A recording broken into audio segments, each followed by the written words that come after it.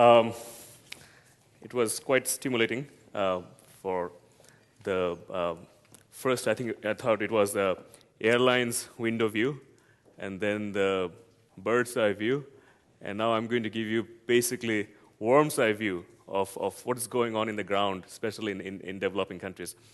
The story of CellBazaar, I'll tell you, it came from two basic observations. One is that the cheapest mobile phone in the world right now, say $20 mobile phone, in terms of computing power, they are as powerful as 1969's kind of computer NASA used to use. So in a country like Bangladesh, it's a poorly managed country. There are lots of infrastructural problems. But there are currently 47 million mobile phones. In other words, 47 million NASA computers in our pockets. And that is a tremendous infrastructural advantage. So there was one observation that, it might be a poorly managed country, but in one area, it's quite advanced. It has all these small computers in people's pocket. Another little observation is poor people, they might be illiterate, but they're not any less smart than you and me. So if you can give them the right tool, they will figure out a way to capitalize this thing. Okay. So looking at this thing, I was trying to solve how do we create a marketplace in Bangladesh. Okay. Before I go to more about CellBazaar, I have to share this slide. I mean, we work in Bangladesh in a small little office, and one day when we opened The Economist and when we saw this quote, we're like, wow, okay, so someone is noticing us from someplace. So I can't help but brag about this thing. So, and with Google, trust me, I mean, I didn't even get a job with Google when I was finishing grad school. So anyway, so here's the challenge that I was facing, that, in poor country, fundamentally, if you don't have communication, it hurts this way or the other. And how do we solve this problem? And let's look at, I told you about marketplace, let's look at a marketplace problem. Say a place like Bangladesh or India or any least developing country. If you're a eggplant grower, you're growing eggplant. And so what do? You spend all your money in growing, harvesting, and cultivating, and putting pesticide and everything. And the last day you take your product, you spend some money, you take the eggplant. I think it's the celebration of CellBazaar success. So you take your product to the market, and it's a perishable product, eggplants. And what do you do when you arrive in the market? You have no bargaining power. It's a perishable product you're carrying. And the wholesaler or whole buyer, they know that you have nowhere to go. You're totally hostage to them. Somehow, if you could create a marketplace that you'd say that I am selling my eggplant from so-and-so location at this price, and if everybody could see it somehow, you create transparency into the market, and you solve the fundamental problems of the developing country. So that was the main problem. We are saying, okay, there are many things you can do with these pocket-held computers, but maybe this is a problem we're going to address, and let's see how to address this thing.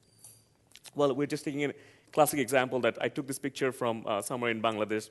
That's the way it's still happening. Or I say that's the way it was happening before CellBazaar came. Okay? People catch a fish and try to ferry it somewhere. So the solution is, why don't we use a mobile phone and post your data, whatever you're trying to sell, and that will be stored somewhere. Another person's mobile phone will be used to retrieve the data. And we will have a virtual marketplace, something like Craigslist, which is an online classified, very popular in the US and in many parts of the world. Okay. So that was the basic idea of CellBazaar. It was born at MIT. And then we raised capital from venture capitalists in the US, took it to Bangladesh, and now I pressed, okay. So that's the way primarily it worked, that you used your SMS technology. 95%, when we started, I would say only 2 or 3% of the mobile phones in Bangladesh had anything more than SMS function. So primarily we thought, okay, if we come up with a solution that works with SMS. So here, one person is posting an information that I am a physics, I want to do some tutoring service for physics to your children. And parents can identify the tutor, look for that person, call them, and they just get to meet each other, and they're connected. So with that, I'll just show you this 1-minute video. Kamal Quadir created technology to build a thriving cell phone-based marketplace. In the developing world, limited communications hinder commerce. Isolated and uninformed, struggling traders and farmers have little option but to sell their goods cheaply to wholesalers. Many spend their minimal profits traveling great distances to markets. Kamal Quadir created CellBazaar to capitalize on the proliferation of cell phones in Bangladesh and build an electronic marketplace. Sellers use simple text messages to list products for sale via cell phones, and buyers in turn use phones to search products, prices, and locations. Entrepreneurs also gather market information so they can make smart decisions to grow their businesses. So that's it. And currently, 1.5 million people in Bangladesh are using this thing. We initially started with SMS because, as I was mentioning, the people are holding basic mobile phones, no sophisticated machines. And then we thought, gradually the WAP-enabled phones started growing. Now it's almost 25% of the phones are WAP-enabled phones. So we moved to WAP. And then we thought, hey, we have all this data. Why not create a web platform? Because some of us have laptops, even in Bangladesh. And so we will be able to get the access from computer as well. And then finally, we brought the voice service as well, so people can call, press 1, 2, 3, 4, find the product they want. So this is just, I took this slide just 10, 15 minutes ago. I saw somebody posting goat over there. Today they post, and that's the telephone number. You can just call that person and say, hey, I want to buy your goat.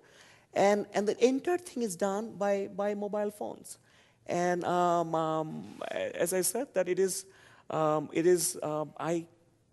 if you go to even in Bangladesh, if you go to the slick community and you tell them, in the country, people are using CellBazaar. In the rural part, people are selling basic commodities using mobile phone. They will say, no, it doesn't work over here like that.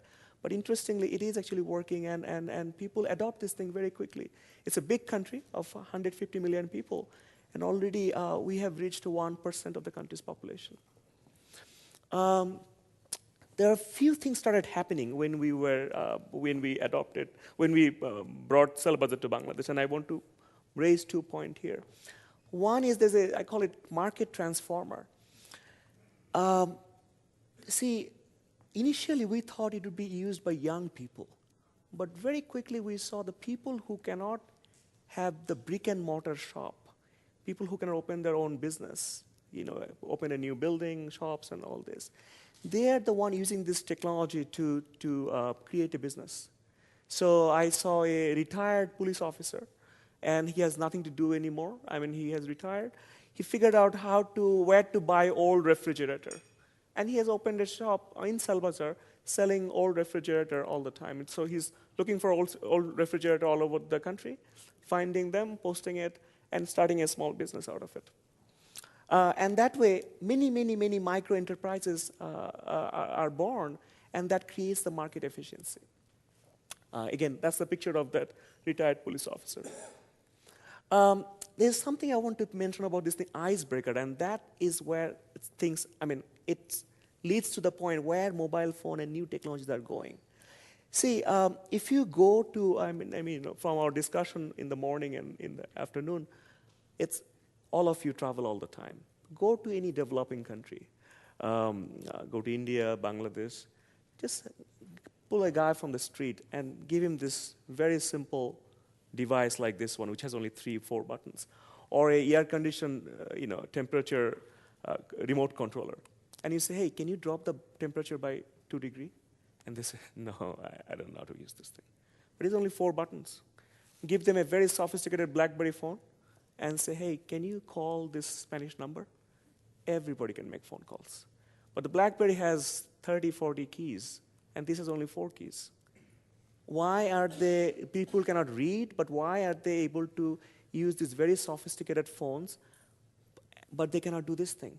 Because mobile phone has broken the technology fear people have about that device, okay? And that is the beauty of it. So the platform is very prepared, okay? You just need to give the right technology, the right application to them, and they will adopt it very clearly. And that is something I thought we learned very effectively. And we apply that very effectively. So currently in Bangladesh, CellBazaar is on. I mean, you can go anytime, you can see how the system is working. So, and as I mentioned, 1.5 million people are using it every day, and it's growing. And most of the users are not the slick people. Most of the users are in the village, in the rural places, where conventional technology and the conventional infrastructure hasn't reached. So that's basically my main point about the case study about CellBazaar, an emerging technology, the kind of technology it's coming. It was developed at MIT, but it's very smoothly landed in Bangladesh. And then I want to bring up another small little thing, is people call this social entrepreneurship. I'm not very sure about this term. People who are not doing my kind of entrepreneurship, that doesn't mean they're unsocial, entrepreneur. So therefore, I mean, it's a tricky term. But basic way, I think we can identify it this way, that something you're doing is that is directly impacting the very financially constrained people. That is, I think in a very simple way, you can call that social entrepreneurship. Now, I have applied that as a strategy, and I think there's some interesting result out of that. See, if you're an entrepreneur, especially if your mind is focused to do things in developing countries, you need free lunches. You just simply cannot raise. I mean, raising more than $5 million is almost an impossible thing. Okay, if you're talking about not India, I mean, if you're talking about really, I mean, it becomes very difficult to start a company. Now, but when you have some good social motivation behind it, it naturally invokes human beings' very natural instinct to come and help you. And they said, hey, this thing is really pretty good. It's going to make some impact. I'm going to help you about this thing. I'm going to write you about this thing. I'm going to give you an interview. Okay, and I think that is fantastic. It really helps a lot. And as a social entrepreneur, I have been benefited by it. Okay, and people may argue that, oh yeah, that applies only for small entrepreneurial activity. This free lunch doesn't exist if you're thinking of big thing. Well, I'll give an example. It actually works. In Bangladesh, in 1996, someone wanted to start a mobile phone company, and they also had a social motivation behind it. That it's a poor country, it doesn't have any infrastructure. We're going to start a mobile phone. Well, the $200 million fee that often government asks for licensing, giving the license of GSM in certain country, was totally zero in Bangladesh. And Telenor and Grameen Bank built a $4 billion asset out of that. Okay, so the free lunches could be as big as $200 million if the motivation is correct. The intention is very positive to bring genuine social changes. So that's basically what it is, and I'll be here if you have any question. I'll be feel free to answer it. Thanks.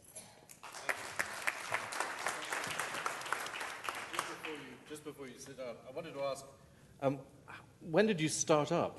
I started 2005, exactly 3 years from today. We took like around 1 year to build the application, or a little less than 1 year. But we are acting as a commercial product for like 1.5 years. So in 1.5 years, you scaled up to 1.5 million people, right? Or 1% of the population, right?